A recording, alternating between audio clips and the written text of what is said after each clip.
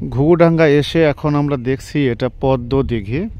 পদ্ম অবশ্য ফোটেনি, ইংরেজি তাকে লোটাস বলা হয়। পদ্ম নাই, হয়তো অল্প কয়েকটা পদ্মও আছে। এই যে দেখেন, নিয়ামতপুর উপজেলায় এটা অবস্থিত। এই ঘুঘুডাঙ্গার পাশে এটা পদ্ম দিঘি।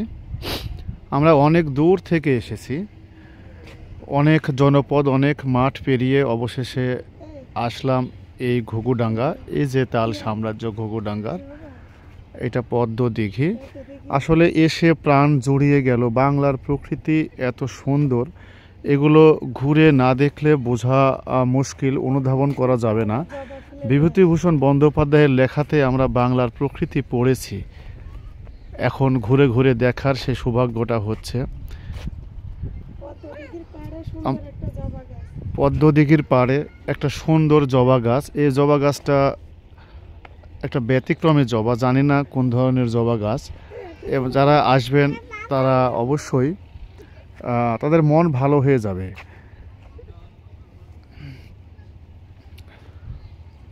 হ্যাঁ, তোমরা ছবি তুলো। আমার সাথে আছে আমার ছেলে দেওয়ান সাবিত করিম, আমার স্ত্রী সাহারা খাতুন। হ্যাঁ, তোমার নাম বলো, তোমার নাম বলো। হ্যাঁ, দেওয়ান সাবিত করিম তামজিদ। এই যে এখানে তাল গাছ বা তাল সাম্রাজ্য বলা হয় ইত্যাদিতে একবার প্রচার করা হয়েছিল এই ঘুঘুডাঙ্গার এই তাল গাছকে নিয়ে। সেই থেকে এটা বেশ জনপ্রিয়। এটা নিয়ামতপুর উপজেলায় অবস্থিত। অনেক পর্যটক আসে এবং এখানে অনেক ফুচকা, চায়ের স্টল, পেয়ারা মাখা খাবার, এরকম অনেকগুলো দোকান আছে এবং টয়লেটেরও সুব্যবস্থা আছে, পয় নিষ্কাশনেরও সুব্যবস্থা আছে। আমরা এই সময় এখন পূর্ণ দুপুর, এর কারণে লোকজন নাই, তবে ওইদিকে লোকজন অনেক এসেছে দেখছি। তো দেখে মনে হচ্ছে যে মানুষের সবসময় সমাগম থাকে। এটা বরেন্দ্র এলাকা। আগে ফসল টসল ধান ছাড়া হয়তো অন্য হতো না, এখন অনেক আলু চাষ হচ্ছে, সব জায়গাতে দেখছি আলু।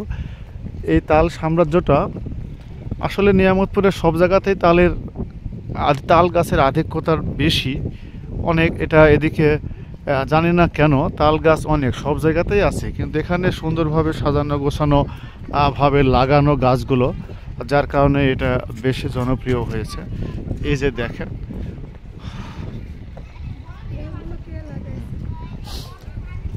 আমরা শুনেছি একটা গরিব লোক এই তাল গাছগুলো লাগাইছিল,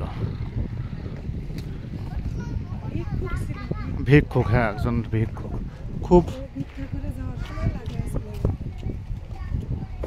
দেখেন, বরেন্দ্র অঞ্চলে মাটির দোতলা বাড়ির আধিক্য দেখলাম। প্রায় প্রত্যেকটা জায়গাতেই মাটির দোতলা বাড়ি আছে।